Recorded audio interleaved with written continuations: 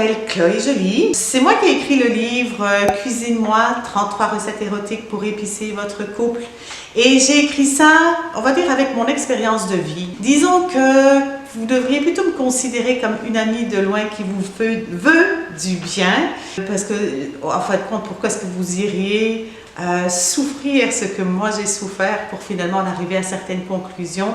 Et ma recherche sur les relations de couple et sur l'entretien du désir, une certaine éducation à l'érotisme, je trouve que c'est quelque chose d'important dans notre société actuellement. La vidéo d'aujourd'hui, je voulais la faire pour donner quelques conseils génériques, on va dire, pour essayer de garder un couple allumé. Parce que je vais vous dire que mettez de la vie dans votre couple si vous voulez garder votre couple en vie. Et un des premiers conseils qu'on pourrait discuter, c'est celui de planifier un agenda amoureux. Et là, je sais, on en a parlé beaucoup, planifier un agenda amoureux. Et personne ne le fait, on dirait encore. C'est vraiment de prendre son agenda et de prendre du temps de qualité avec son conjoint. Pas d'enfant, pas de travail, pas de sport. Prendre du temps de qualité avec son conjoint. Alors, pourquoi planifier un agenda amoureux? Tout d'abord, il faut se débarrasser d'un mythe. Le mythe que le désir est spontané. Que c'est le désir, le baromètre de mon amour pour mon conjoint ou ma conjointe. Mettez-vous bien dans la tête, et je pense que vous le vivez à tous les jours, que la lourdeur du quotidien ne pourra jamais compenser la légèreté du désir. Alors, pour garder un couple en vie, pour garder le désir dans son couple, il faut vraiment planifier des plages horaires où on va pouvoir se retrouver pour essayer de faire quelque chose de différent. Alors, quelque chose de différent, ça pourrait être évidemment les recettes de mon livre, mais à vous de créer votre propre zone érotique dans votre couple. Il faut voir le couple un petit peu comme une entité à part entière. Il y a moi, il y a l'autre et il y a le couple. Et le couple a besoin d'être alimenté en tant que quantité. Donc il faut qu'on lui donne de l'énergie, il faut qu'on lui donne de l'amour, il faut qu'on lui donne de l'espace, il faut qu'on lui donne de la liberté pour qu'il puisse s'épanouir.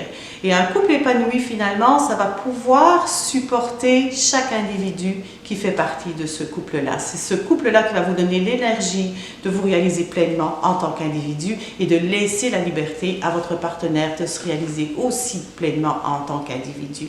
C'est ce qu'on pourrait peut-être appeler des couples en conscience. Alors donc, faites attention à votre couple, parce que ce sur quoi on met de l'attention prend de l'expansion et se renforce. On le voit bien, il y a des gens qui mettent plein d'attention sur leur travail et qui délaissent tout le reste. On tombe en déséquilibre et on finit par faire un burn-out, il n'y en a plus de travail. Okay.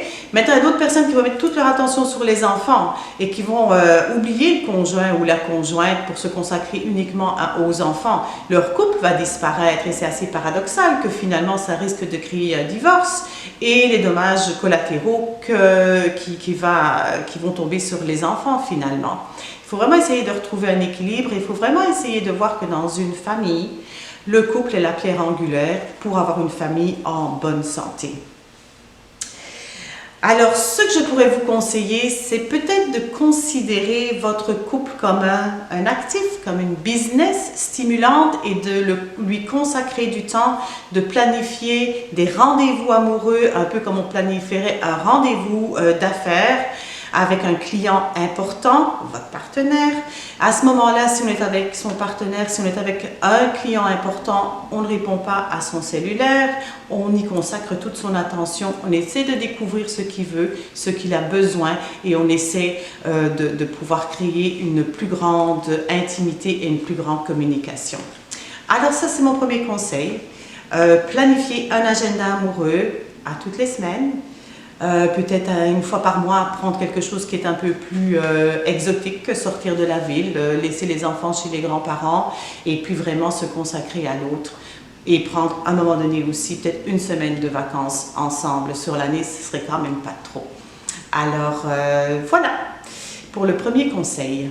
Eh bien, merci d'avoir pris le temps de regarder cette vidéo. Je vous invite à aller visiter mon site web et de vous abonner, si vous le voulez, à la page Facebook, au compte Instagram et sur YouTube.